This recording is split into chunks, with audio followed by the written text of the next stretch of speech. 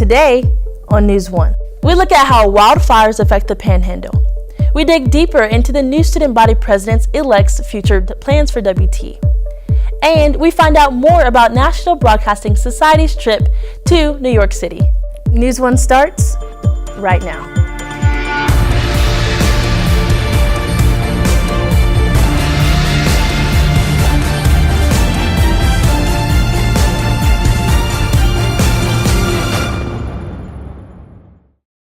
WT comes together to help those who were affected by the Panhandle wildfires. Reporter Francisca Morales has more. Recently, wildfires have broke out in the Texas Panhandle, causing major damages to the surrounding areas, and WT students and faculty have been impacted by the recent tragedy. I think that the community has been affected, and first and foremost, there's been a somber respect for the tragedy that's happened and occurred. People are very respectful of the loss that their neighbors and community members have had to go through. At the same time, I think that the immediate response was, how can we help? Well, let's just do what we can. And we got a box, put it up in the Department of Agriculture's office, and we're hopefully that gets filled up by Friday, and we'll donate what we can. Several organizations on campus have been collecting items to donate to those affected by the fires. Within 2 hours, it was overflowing with supplies to relieve not only the volunteers who were helping to fight the fires, but also to help relieve the families. WT has become a strong supporter in the recent wildfire event and plans to show their support through the donations given for the victims. We just need to support each other, and we need to let each other know that we care, and we need to let each other know that we're here. And if they need to talk, or if they need somebody to just let them know that it's going to be okay. Although the wildfires have caused much damage, WT has been able to come together as a community to show respect and support the affected areas. For WTTV News 1, I'm Francisca Morales. WT students just got back from New York City. Anna Parsons takes us through it.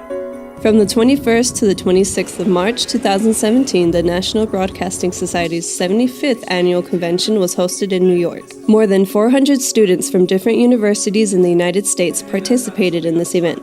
This being my very first convention ever with the organization, it was eye-opening. I really enjoyed the fact that I was able to learn more and be able to use my voice to help with the organization grow in many different ways.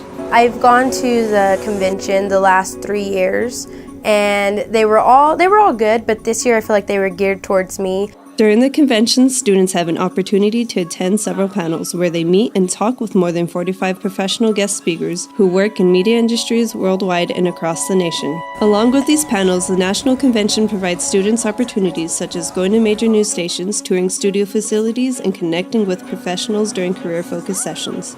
You get to network with people your age and with the same interests. So here you get maybe 30 people that you network with, but when you go to these conventions, you meet 30 more people from 30 more schools.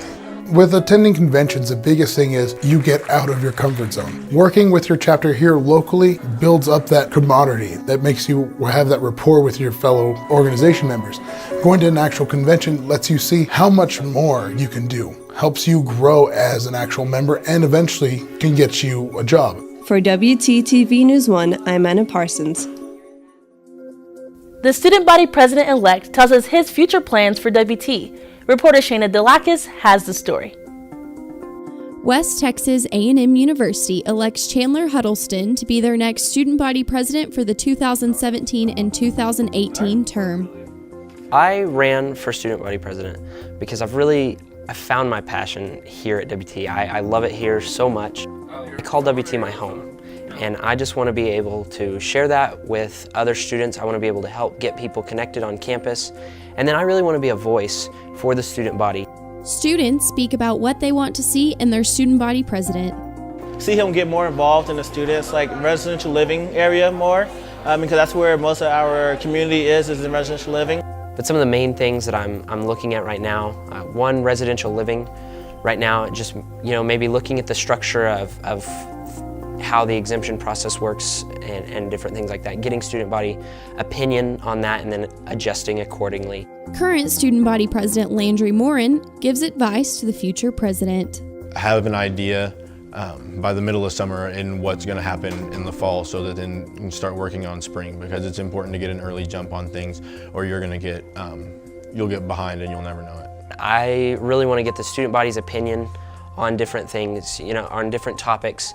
I would like to keep an ear to the ground at all times and always be able to, be proactive and really hit anything that comes up. For WTTV News 1, I'm Shayna Dlakis.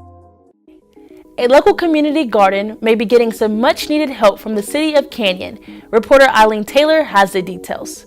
About 5 years ago, the Kiwanis Club chapter here in Canyon started their community garden over off of 19th Street behind United. He'd been a member. He said, well, I got a place where we could have a community garden. That was John Rickwart's. And so we started cultivating that thing, and we raised basically tomatoes, bell pepper, hot pepper, black-eyed peas, beans, squash, yellow squash, zucchini, cucumbers, and okra. City manager came to our Kiwanis Club meeting.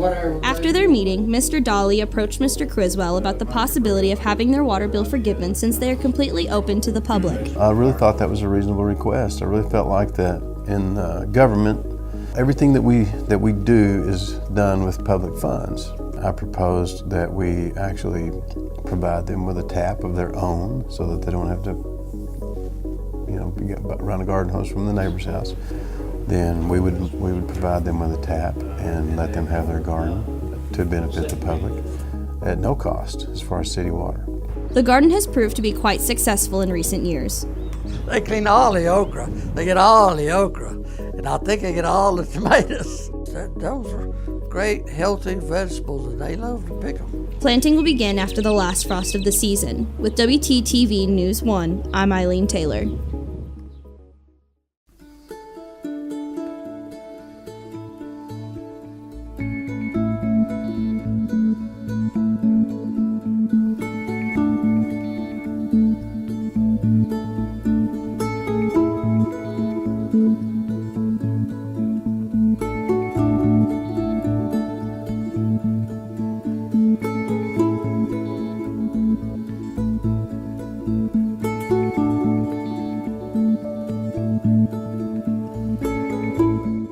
Monday of this week at the Nasu Onsen Family Ski Resort in Nasu, Japan, 7 high school students along with their teacher were killed after being caught in an avalanche. The students were a part of a mountaineering club and were at the resort for a climbing event. Although 32 people from the event were able to get down from the slope safely, another 40 people were injured, 2 of which sustained serious injury. The Prime Minister commented and said they will be making every effort to rescue the victims and respond quickly. An 8-year-old Arkansas boy with a skin disorder recently had the opportunity of a lifetime. In 2014, Carter Blanchard was diagnosed with vitiligo, a condition which causes white spots to develop around his eyes. According to his mother, Carter began to lose confidence. Then one day, while browsing Facebook, Carter's mother found a dog named Rowdy with the same skin condition. Rowdy has his own website and social media accounts. Carter began following Rowdy's online adventures and began to gain some confidence back. Rowdy and Carter both developed the same disease in the same month and year. Recently, an anonymous viewer donated $5,000 to fly Carter out to meet Rowdy. Rowdy's owner says the two were just like friends. Being away from home can be difficult for student athletes. Reporter Edward Santos tells us how. Being away from home can be quite challenging, but for some people it can be a journey rather than a hardship. Relocating can become lonesome and even stressful at times. For Alexis Ranieri, a freshman at West Texas A&M University, being away from home without the most important things has become a challenge for her. Being away from my family and my dogs, because I've had my one dog since he was 8 weeks old and now he's turning 9, so it's been a long time that I've had him. Even though Alexis is far away, the weather is one thing she misses back home, because in West Texas, you never know what to expect. Definitely hot and dry. This cold and dusty stuff is not my thing. I'm used to the Tucson weather. It's nice there. Alexis encourages students living far away from home to be involved in everyday activities to keep from being homesick. Make new friends, stay busy, but not too busy to where you feel overwhelmed. Busy enough that you have a lot of fun here, but not busy enough so that you can have time to relax for yourself. Alexis has big plans after graduating West Texas A&M University with her degree in electronic media. I'm getting an internship set up with the New York Mets for when I'm old enough. I think it's after junior year, I believe. But I also am looking at something with the Diamondbacks, and then I have something with ESPN down in Houston eventually. For WTTV News 1, I'm Edward Santos. That's News 1 today. For WTTV News 1, I'm Desiree Chambers.